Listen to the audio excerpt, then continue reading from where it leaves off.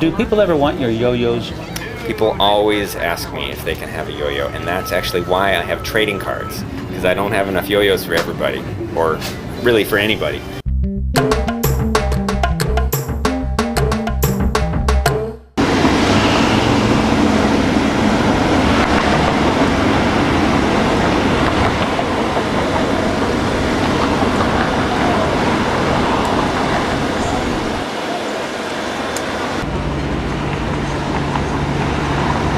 Yeah, we consider ourselves kind of a counterculture.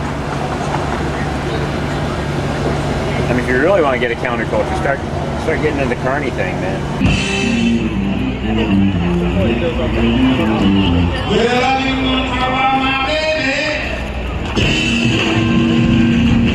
Do you ever throw anything away? I do. I threw away something just this morning, but partially that's because you can't always find a place to recycle the things that you need to, or some things are difficult to reuse. I mean, for instance, shrink wrap, plastic wrapping, that can't be recycled, at least the way the technology exists right now. But I make an effort to try to reuse, reduce, or recycle all the natural resources I use. Have you ever been to the cafeterias in the schools and seen how much trash there is that people throw away, including the food, after lunchtime? Yeah, but that's because I do get to visit a lot of elementary schools, doing my trash and recycle show there. But I don't think I blame it as much on them as I simply do a culture of consumerism.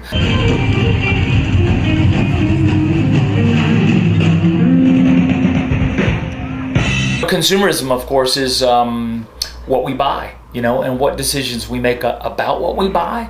And after those guys came back, and ladies came back from World War II, the powers that be made a conscious decision to make throwaway things, disposable stuff. Up until that time, culturally, you would make something with the idea that it would last a lifetime, and you would buy that one thing and then use it. I can give you an example. A disposable cup, right? A little Dixie cup. Right? That was an invention. Now, it was not a bad invention. For instance, one of the reasons Dixie cups came into existence is because people were passing around diseases. Guys would be on a work project and they would be sharing the same dipping container, right? And they would be actually spreading disease around to each other. So someone said, hey, I got an idea. Let's make a cup that you could just use and then throw away. Right? So consciously, someone came up with that. Their idea was to prevent disease, right? But what ultimately they did was create. We were in our dressing room here at the Wisconsin State Fair. So let me tell them they can come in. Sure. It's not a problem. You can come. Hey, how you doing? Good to see you. Good to see you. Taping something? Yeah, just doing a quick interview. Come in. Yeah, go ahead.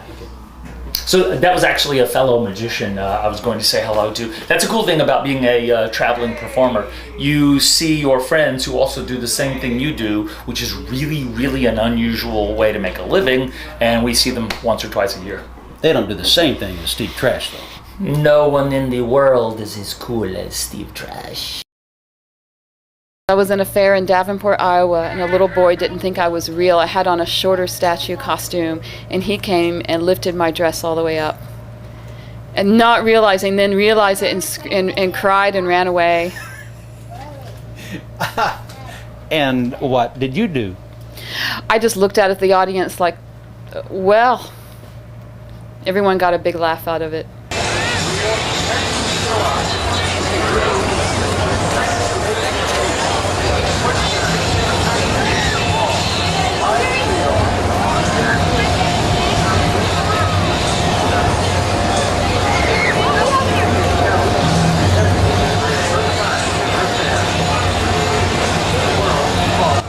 Tell us about that, would you?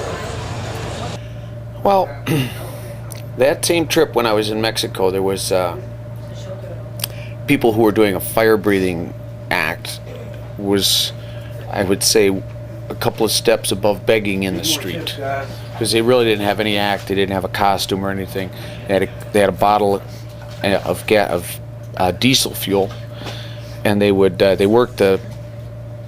the bus stops in Mexico City. So they would wait for a bus to pull up, and these big, long city buses would stop, and they would blow 2 or 3 fireballs outside of the bus. And then they would run and get on the bus, pay the fare on the bus, and then walk down the bus aisle and ask people for money for the fire breathing act they just saw out the window. And they would drive like 2 blocks, 3 blocks on the bus, and then they would get out at that stop. They'd cross this boulevard, and they'd go over to the bus stop over there, and they'd wait for a bus to come, and they'd blow a couple fireballs, and they would, so, you know, they'd put fuel in their mouth, and then they spit it over a torch that they hold in their hand, or a lighter that they hold in their hand. It makes a huge fireball. It's very, very dangerous, and I know now that there's been a huge incidence of liver failure amongst those people that do that in Mexico City specifically, and liver failure is terminal. So What did they look like? they were all black and sooty. You know, their clothes, they smelled like diesel fuel. They just, but you know, probably for a very, very poor Mexican person in Mexico City, they probably had a relatively, you know, good income. It would seem like. But they died early. I imagine they did. I know that, you know, putting petrochemical fuels in your mouth every day is toxic, cumulative poison.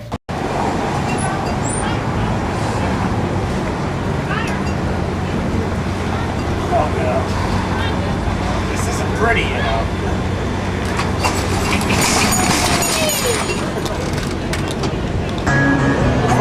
Back just a little bit. Just change it no, it's further back than that. I'll show you. It's over here.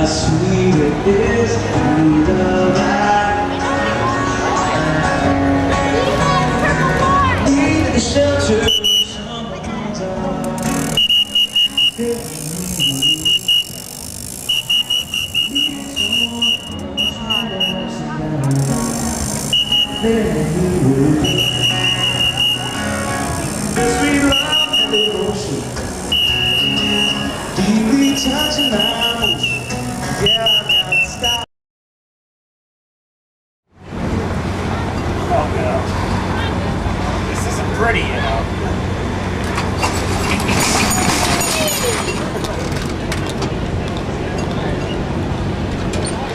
It's like, Richard, it's like, when are you? We're on.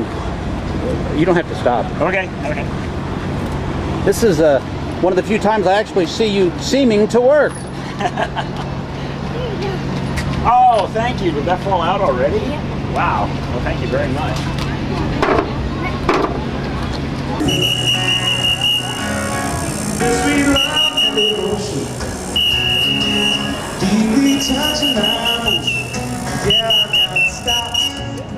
Thank you, baby. I just wanna stop.